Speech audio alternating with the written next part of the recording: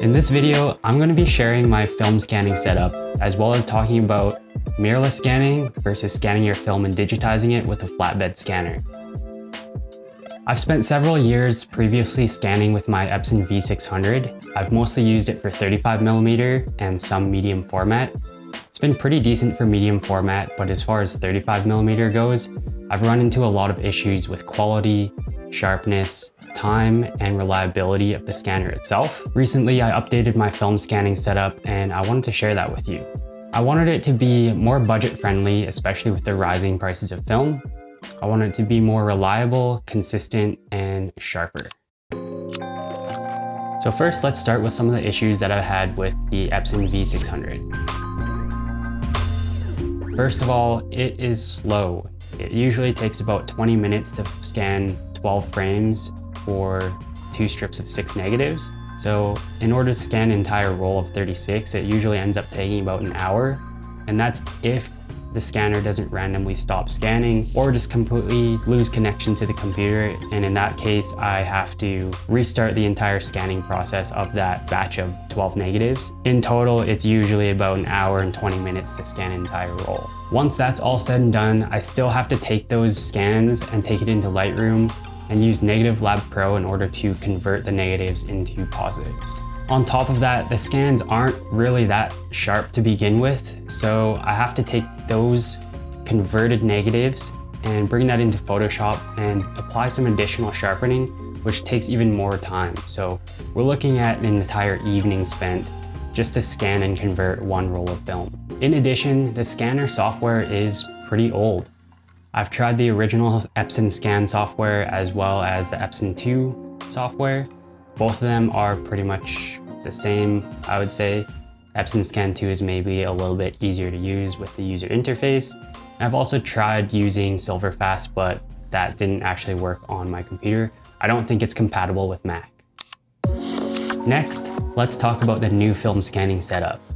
For this, I got the Valoi 360 Enthusiast kit, which includes both the 35mm and 120 holder, and this comes in at about 300 Canadian.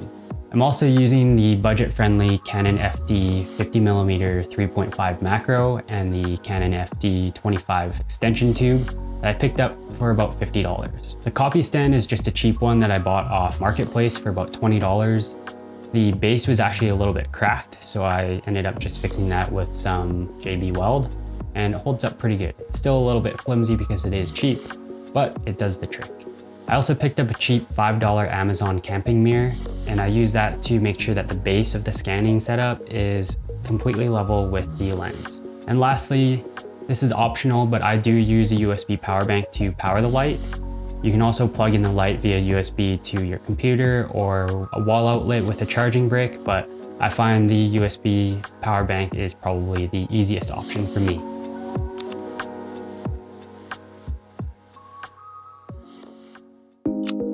Okay, so we're gonna scan a couple frames of film here. To start, we're gonna get everything set up, and first thing we're gonna do is make sure that our base is level, and we're gonna use the mirror that we got off Amazon.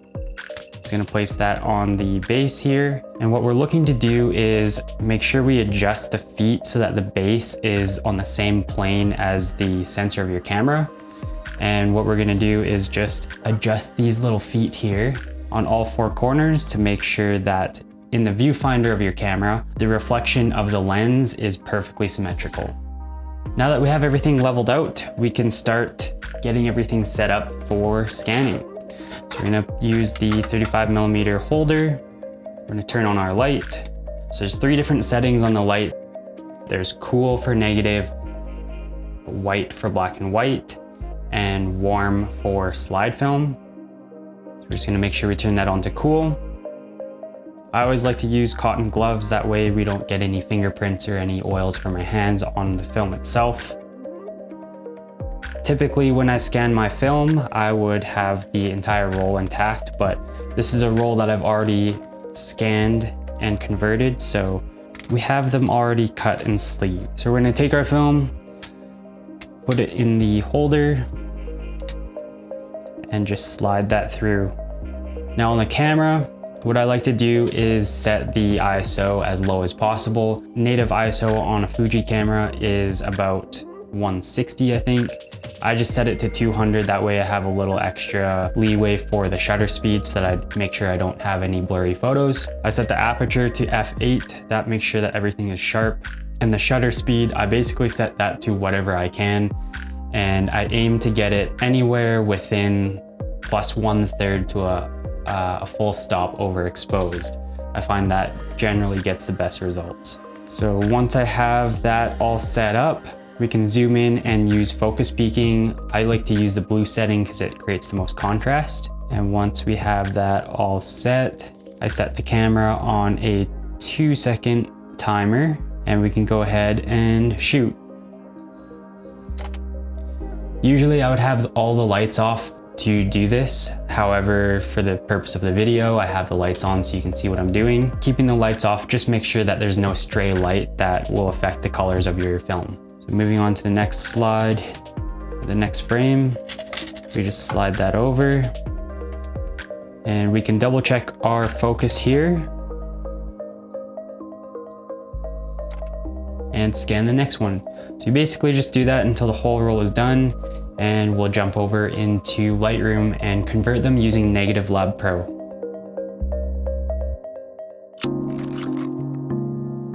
Here we have all the film scans. I just took a few samples here just to compare.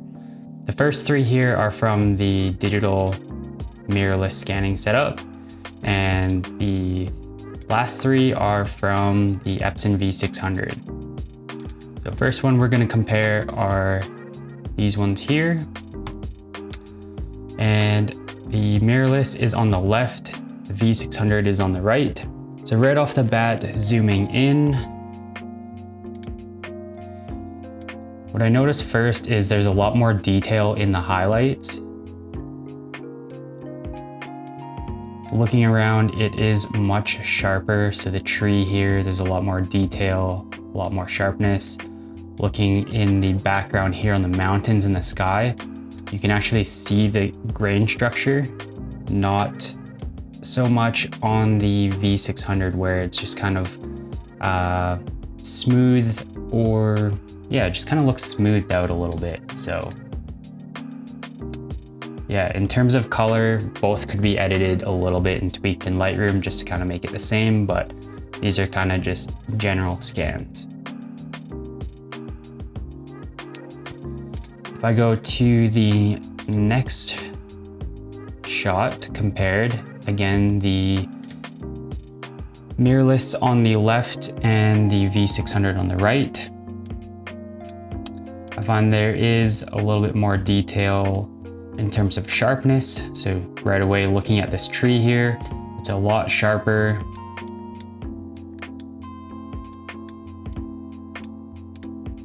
Colors and contrast, again, I think they could both be edited to be pretty much the same, but overall, I would say the mirrorless setup is a lot sharper.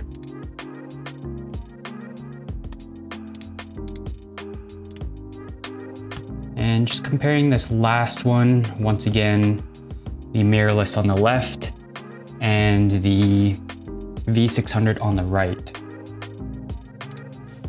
So zooming in, there's definitely a lot more detail on the logo on the hat. It's a lot sharper. The logo on the jacket is also much sharper. On the V600, it just kind of looks a little bit muddier, I guess. Maybe that's not the term, but smoother. It's not as sharp for sure. Looking at the sky, you can definitely see there is more grain rather than just kind of like a smooth look. So it is nice that you actually see the grain on the 35mm film. But yeah, overall, I think in terms of color and contrast, the results are basically, you could edit them however you like in Lightroom and tweak them. But I would say the time savings alone, scanning with the mirrorless setup is 100 times worth it. I could probably scan 4 or 5 times more film with the mirrorless setup over the V600. And when you think about it, if it takes an entire evening after work just to scan and convert one roll, just imagine if I go on a trip or if I'm not really developing consistently and I have a batch of film that I need to scan. The mirrorless setup is just loads faster. I like how much sharper it is, and you can actually see the grain, so that's a huge benefit in my opinion. Thank you guys so much for watching. I hope you found this video insightful. This video was in no way sponsored by anyone. I just thought it would be helpful to share some of my thoughts and opinions comparing mirrorless scanning versus flatbed. If you haven't already, make sure you comment, like, subscribe, and I'll see you guys in the next one.